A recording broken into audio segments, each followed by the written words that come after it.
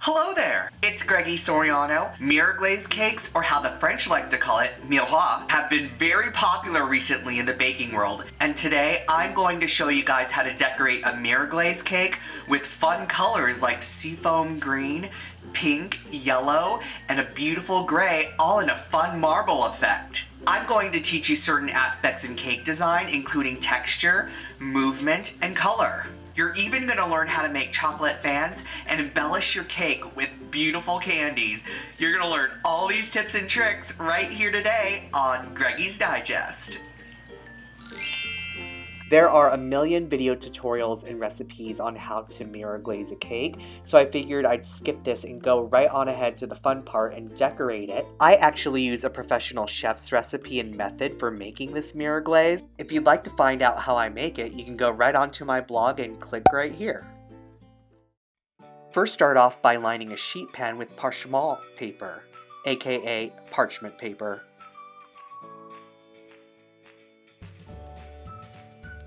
Melt and temper some white chocolate and create a minty seafoam color. You do this by adding a little bit of blue and some green into a lot of white chocolate to create a nice pastel seafoam.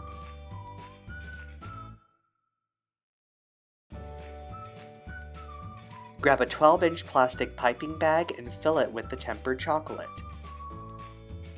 Twist the end of the piping bag and twist again like you did last summer. Make an itty-bitty little snippety-snip, and start piping your heart out. You want to pipe out about nickel-sized pieces and make sure that they're at least 3 to 4 inches apart because you don't want them to touch each other like they got the cooties. With your index finger, you want to make brush strokes in a fan formation. And I'm going 1, 2, 3, 4, 5. Let's do it again. 1, 2, 3, 4, 5. 1, 2, 3, 4, 5. Just like that. And the more tiny and delicate your hands are, it comes out more beautiful for some reason. My little fat sausages work perfectly fine.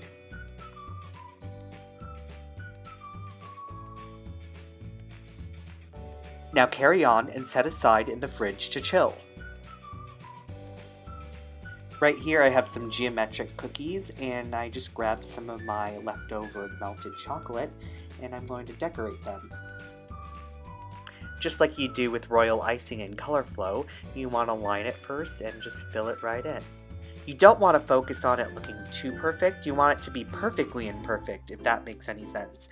So the more texture there is, the more beautiful it ends up looking. Doing this makes it look a bit more artistic and less cookie cutter.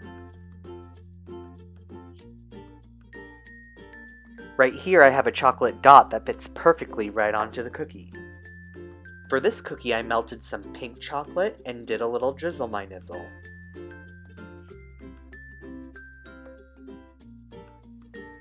Right here I have a collection of my favorite Scandinavian candies.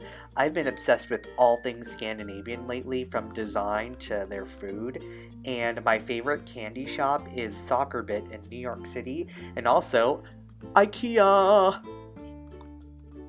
So let's pick out some candies that coordinate with the cake. You want to take the shape and the color into consideration. The banana chew would work perfectly with that yellow as well as these white licorice. It sounds weird, but the salted black licorice would actually work, and it would be a nice contrast with all the other colors. Plus there's that gray in there, and that black would totally make it gorge. I also have another jar of nostalgic taffies and caramels, so I figured I'd bust that one out too. Oh, hello banana taffy, that would totally work. Ooh, this caramel apple saltwater taffy is perf.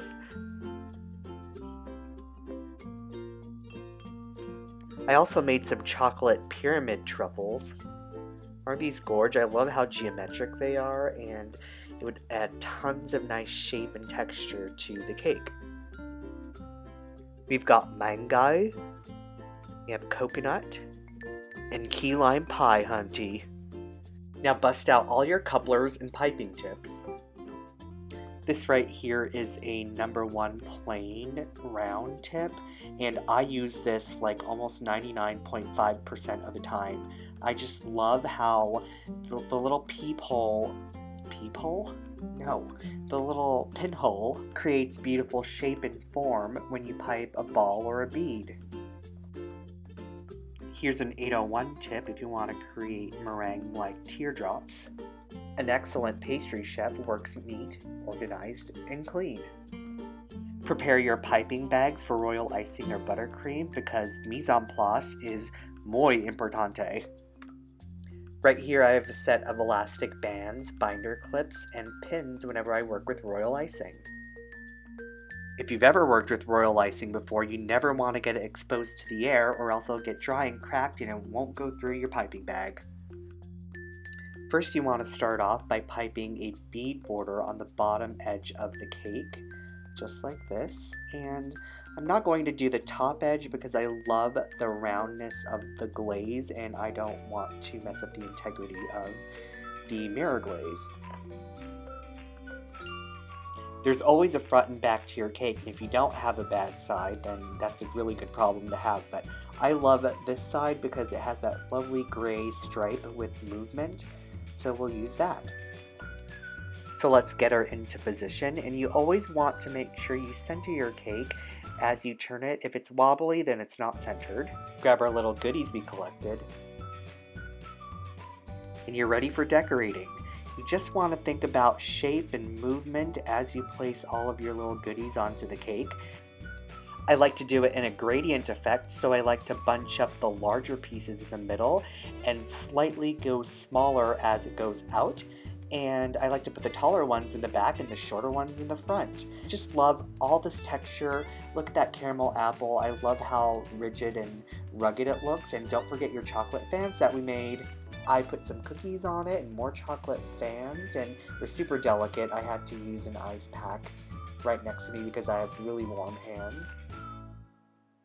And finally, I'm piping in the spaces with some pearls and some meringue-like little teardrops. Clean up, everybody, everywhere. Clean up, everybody, know you're sure.